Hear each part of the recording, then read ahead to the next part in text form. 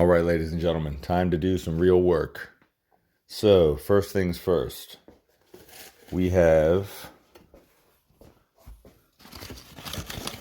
a set of blocks. These are from Butch's. They are in Shoebox Central, and all these guys sell the same ones. These are 4-inch. Brand new. I don't know how old these things are. They're like 110, 115 bucks now.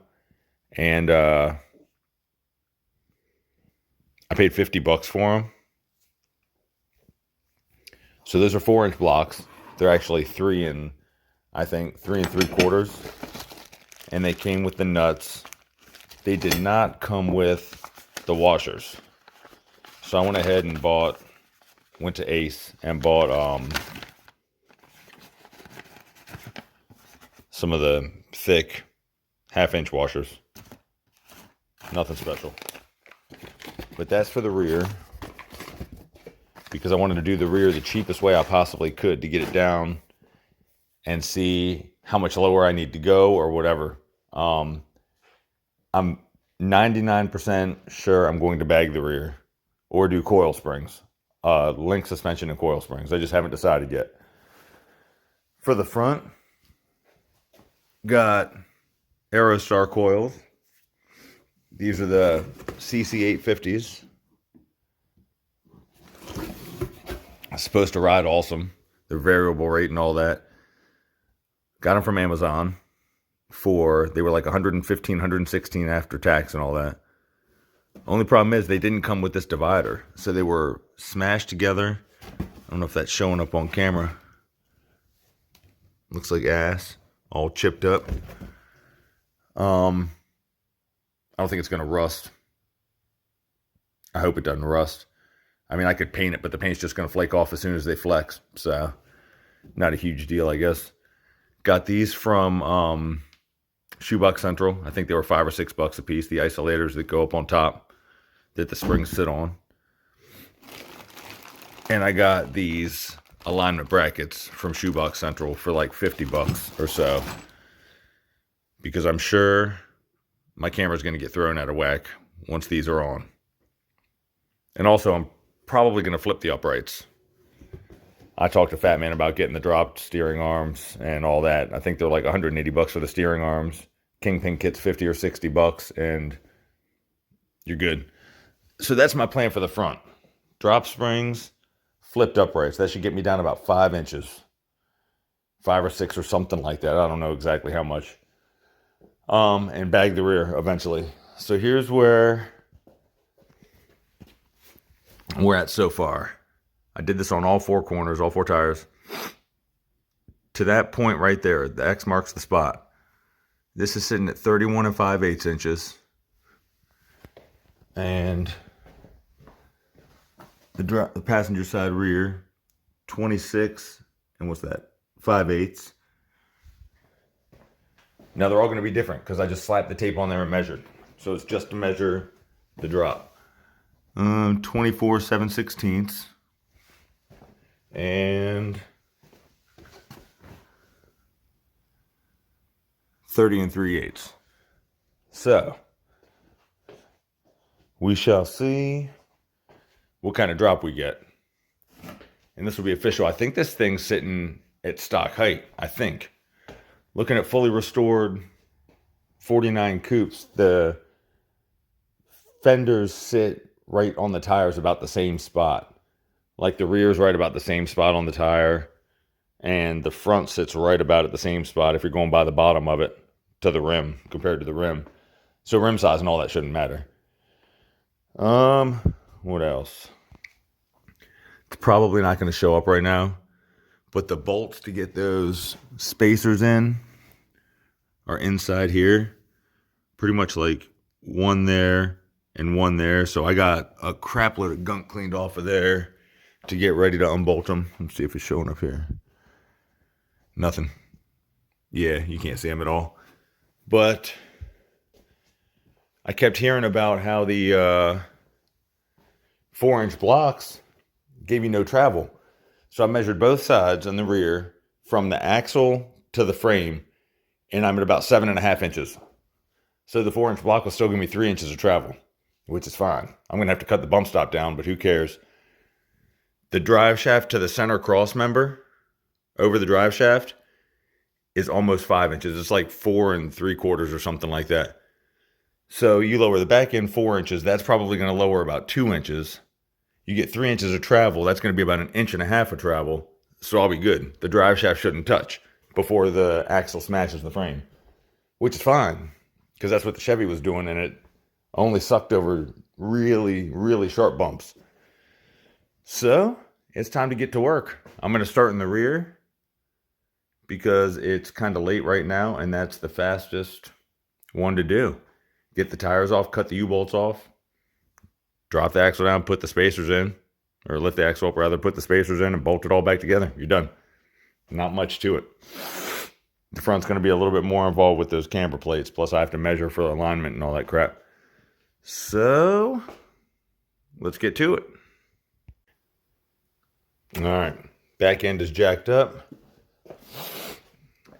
I don't see, with the 4-inch blocks, the springs aren't sagging all the way, and there's still tons of room. So I don't understand how the tires don't come off. That's what I've heard.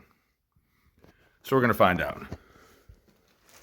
Got the jack stands on this rear K here. About to break these U-bolt, or the lug nuts off. And then it's on.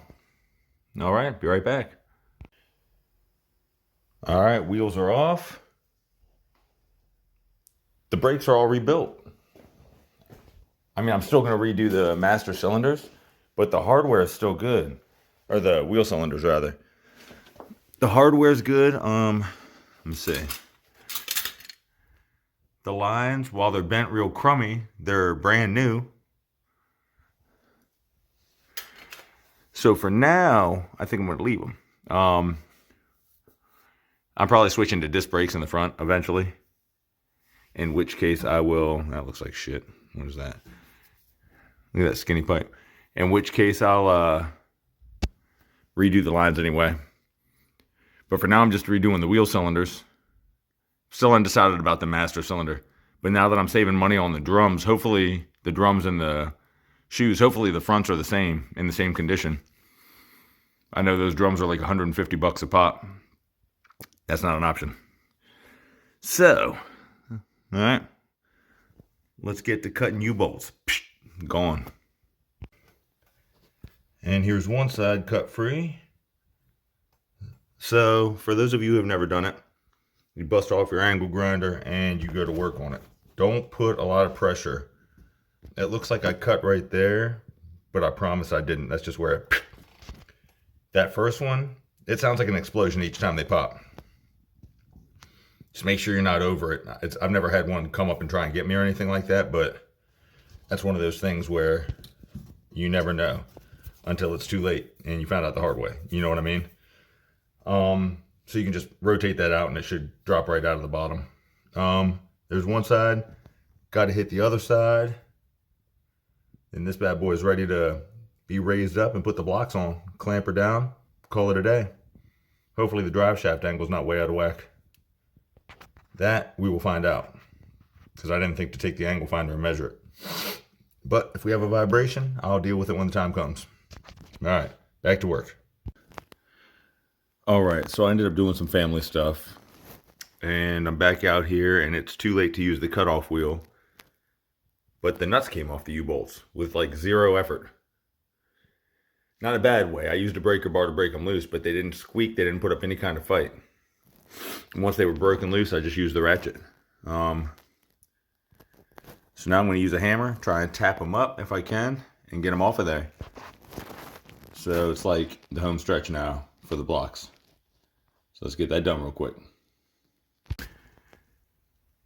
All right. After what felt like 3 days of ratcheting away on these things, these fine threads take forever, and it seems so short. There's one block.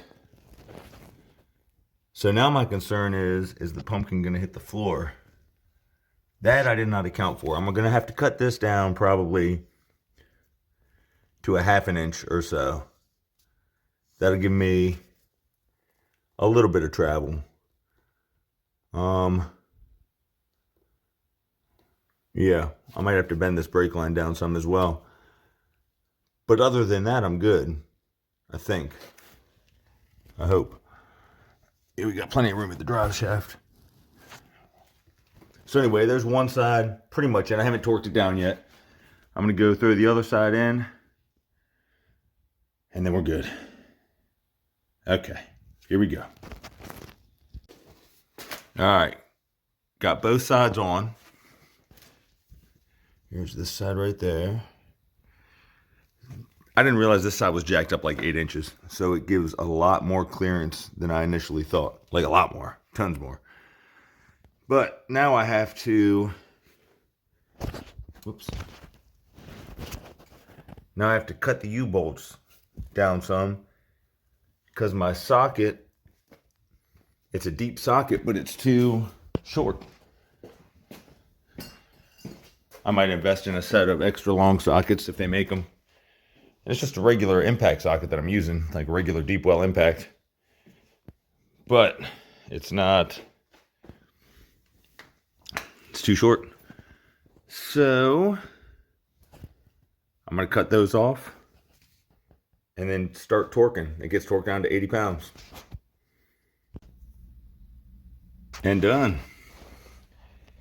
Got the U-bolts cut down as much as I feel like I should.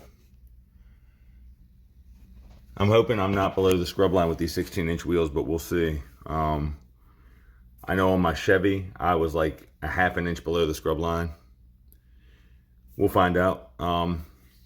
You should have at least 1/2 inch of play in the tire. Even if it goes completely flat, you should have at least a 1/2 inch, if not an inch or maybe even more.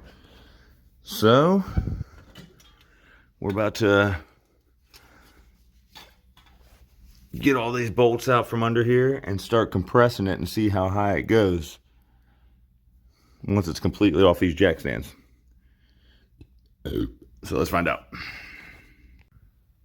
All right, this is with all the weight resting on the axle. It's how much clearance we have between the bump stop and the axle itself. So what is that? About 2 inches. Just about 2 inches. We probably have about 2 inches up here. So my main concern, I don't know if I can get a good view of it, is the pumpkin in the trunk right there. But that above it has a good 3 inches or so. So if it swings in an arc away from that drop down right there, it should be good to go. And the drive shaft has tons of room. Where's it at? Yeah, the drive shaft has like inches. Probably 3 or 4 inches before it hits. So it's never gonna hit. Sorry, dropped the phone. So what I'm thinking is I'm gonna leave it like it is right now, but I might cut those bump stops down if I'm hitting them all the time. But for right now, I'm just gonna leave them alone. We'll see what kind of axle wrap I get. But this thing is gonna be freaking low, man. Look at the wheel and the wheel well. I didn't think 4 inches would make that much of a difference. I'm gonna throw the tires on. By the way, I can still get the tires on and off with plenty of room. So I don't know, maybe radials are that much wider. I'm gonna run 2 15s, I think. I'm gonna mount them on the 15-inch wheels I have and run with that. Or maybe, I don't know, maybe I'll stick with 16, who knows. But anyway, let me go ahead and throw the tires on. We'll see how she's looking. Take some measurements. Remember, these numbers right here are how it was before I started. All right, it's on the ground, so let's check the scrub line.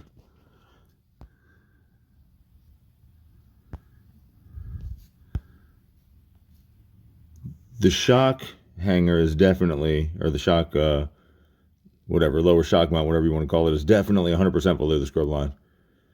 The U-bolts are, I mean, I could trim those up so they wouldn't be. Yeah, I don't know what to do about that. I could flip it, but then it's going to put the shocks at a worse angle, so I might have to make something. I might take the spring plate, cut that off, and move it way forward, like move it up here off the front, kind of like the Chevy's was off these two front U-bolts, and it came off, so it moved it a little bit forward.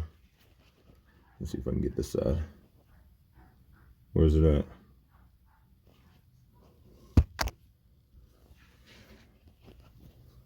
Yeah, I can't tell where I'm at. Oh, here. Oh, I forgot it was all zoomed in. Hang on. There we go. So it's not below the scrub line with the 16-inch wheels. When I put the 15s on, it will be, for sure. If I kept the 16s, it'd probably be fine. But I just ordered the tires for the 15s today. I ordered 205 75s. Everything else is looking good. The tank has plenty of room underneath of it to get a jack under. My Chevy, the jack barely fit under. But this one, I'm going to get another replacement tank for it. Unless I put skirts on and decide I have to go lower. I got to do something though. I need a tank before I really run it.